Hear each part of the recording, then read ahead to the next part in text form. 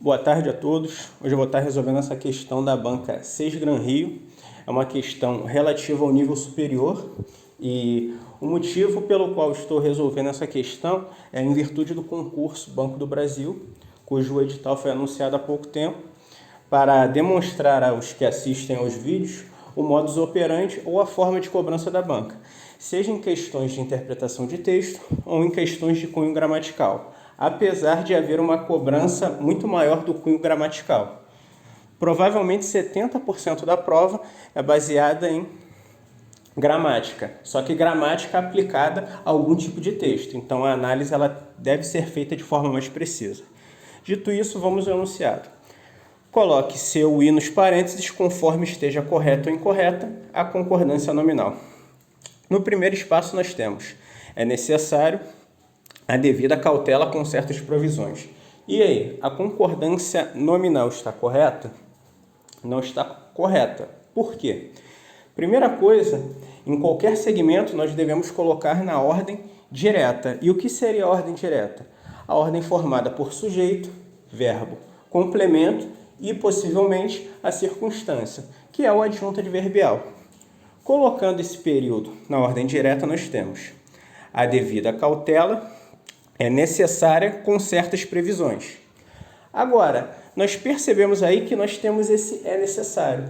Em relação à concordância nominal, quando nós temos o verbo ser com os segmentos preciso, necessário, permitido, proibido, vedado, entre outros, essa concordância ela depende de um determinante. Se houver um determinante, o termo vai concordar com ele. Se não houver, ele concorda no masculino singular. E aí nós temos um determinante. Esse artigo definido feminino, a, ele é o determinante do período. A devida cautela. Caso ele não estivesse presente no contexto e fosse somente cautela, cautela é necessário.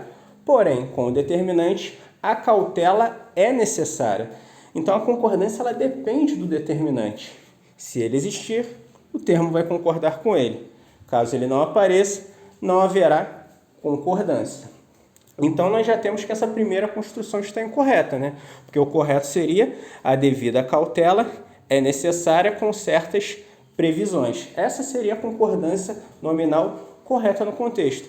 Então, primeira construção, incorreta. Dito isso, nós já podemos anular duas alternativas, a letra E e a letra D. Segunda construção. As informações vêm acompanhadas do endosso e confirmação exigidos. Em primeiro ponto, não é relativo à concordância nominal, mas é interessante mencionar, esse vem com acento circunflexo. Por quê? Quando nós estudamos acentuação gráfica, nós falamos dos acentos diferenciais, que eles ocorrem para diferenciar certas formas, como, por exemplo, a preposição por do verbo no infinitivo por, a forma verbal pode da forma verbal pôde, uma se encontra no presente do indicativo e a forma verbal acentuada se encontra no pretérito perfeito do indicativo, ou seja, são utilizadas em situações distintas. E nós temos o acento diferencial aplicado nos verbos ter e vir. Mas como isso ocorre? Quando eu digo ele tem, eu não tenho nenhum acento. Agora, quando eu digo eles têm, eu tenho um acento circunflexo para marcar essa diferenciação. Ou seja, se eu tiver um referencial flexionado em número, eu devo aplicar o acento diferencial, tanto nos verbos ter quanto no verbo vir, né? Nesses dois verbos em específico. As informações vêm, por isso nós temos aí o acento circunflexo. É chamado de acento diferencial.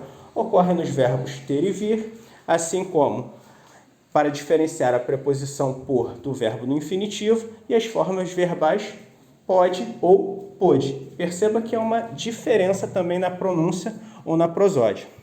Mas, analisando o aspecto da concordância nominal, não há erro nenhum, mas um ponto interessante a ser mencionado. Qual é? É o adjunto adnominal posposto a dois núcleos. Por quê? Nós temos endosso e confirmação. Perceba que são dois núcleos de gêneros distintos, o endosso e a confirmação. E nesse caso, o exigido ele está flexionado em número e no masculino. Porém, nós temos núcleos de gêneros diferentes. Como funciona a concordância em relação ao adjunta de nominal posposto? Muito simples. Quando nós temos uma adjunta de nominal posposto, eu tenho uma dupla possibilidade de concordância. Eu posso concordar com o núcleo mais próximo, que é a chamada concordância atrativa, ou seja, poder-se dizer endosso e confirmação exigida, mas eu também poderia concordar com os dois núcleos.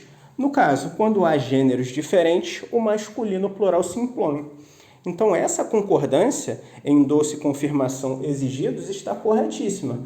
A construção está irreprochável em todos os aspectos, tanto na concordância verbal quanto na concordância nominal. Então, lembrem-se, quando houver uma adjunta de nominal posposto a dois ou mais núcleos, eu posso concordar de forma atrativa com o núcleo mais próximo ou com todos eles. Existe, portanto, uma dupla possibilidade de concordância.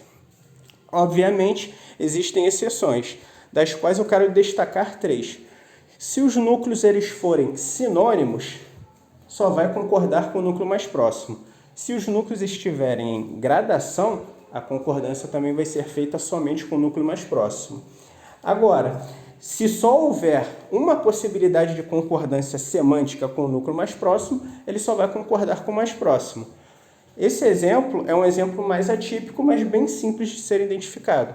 Se eu digo, por exemplo, carro e pera maduros, não faz sentido nenhum, né? Por mais que eu tenha núcleos de gêneros distintos, eu não posso pensar que um carro está maduro, né? Somente a pera. Então, carro e pera madura. Semanticamente, o adjetivo ele só pode concordar com o núcleo mais próximo. Então, tirando essas 3 exceções, a concordância pode ser feita com o núcleo mais próximo ou com todos eles.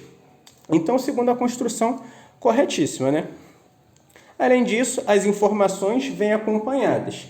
Informações está no feminino plural, acompanhadas está concordando, né? O particípio concorda com o termo a que se refere. Informações acompanhadas. Corretíssimo, não há nenhum erro. Vamos à terceira e última construção. Conseguimos na internet bastante dados sobre o autor. Aí nós temos um ponto interessante, o bastante. O que nós podemos falar do bastante? O bastante ele tem 3 classificações específicas. Ele pode ser um pronome adjetivo indefinido, ele pode ser um adjetivo ou ele pode ser um advérbio de intensidade. E o que vai determinar isso no contexto? A sua posição em relação ao termo e o termo o qual ele modifica, além da sua possibilidade de variação em número. Não tem como variar em gênero, né? Ele é invariável na questão do gênero, mas é variável em número. Perceba no contexto que ele está anteposto de dados, que está flexionado em número. Neste caso, ele é um pronome adjetivo indefinido. Nós podemos pensar que são muitos dados, ou seja, dados de forma indefinida. Nós não podemos quantificar o número de dados, mas são muitos dados. E como está modificando um substantivo, nós temos um pronome adjetivo indefinido. Essa é a classificação. E só por isso nós já podemos perceber a inadequação ou solecismo, desvio ou erro de concordância nominal nessa terceira construção. Além disso, bastante também pode ser um adjetivo quando tiver o sentido de suficiente, de necessário. Geralmente, nessas construções, ele vem posposto ao termo qual ele modifica, o que não acontece nesse segmento. Por fim, nós temos o bastante como advérbio de intensidade. Como se sabe, advérbio é a classe de palavra invariável que modifica o verbo, o adjetivo ou outro advérbio. Nesse caso, ele está modificando dados. Dados não é um verbo, nem um adjetivo, nem outro advérbio. Então, é impossível, nesse caso, de ele ficar invariável, né? Lembrando que advérbio é uma das 4 classes de palavras invariáveis. Elas são preposição, interjeição, conjunção e advérbio, né? Essas são as 4 classes de palavras que não variam. Lembrando que nós temos toda aquela ramificação, né, de palavras variáveis, invariáveis, dentro das 10 classes de palavras. Dito isso, nós já temos o gabarito da questão, né? Gabarito da questão, letra B, né? Primeira construção, incorreta. A concordância nominal correta seria: é necessária a devida cautela, porque a devida cautela é necessária com certas previsões. A segunda construção, nós temos ela correta, né? O particípio aí está concordando com o substantivo a que se refere, e nós temos esse exigidos concordando com todos os núcleos. Poderia concordar com o mais próximo, mas não foi o que ocorreu. E na terceira construção, nós deveríamos ter bastantes dados. Bastantes, nesse caso, poderia ser substituído por muitos dados, pronome adjetivo indefinido, classe de palavra, variável. Gabarito da questão, letra B. Caso tenham gostado, inscrevam-se no canal e deixem um like.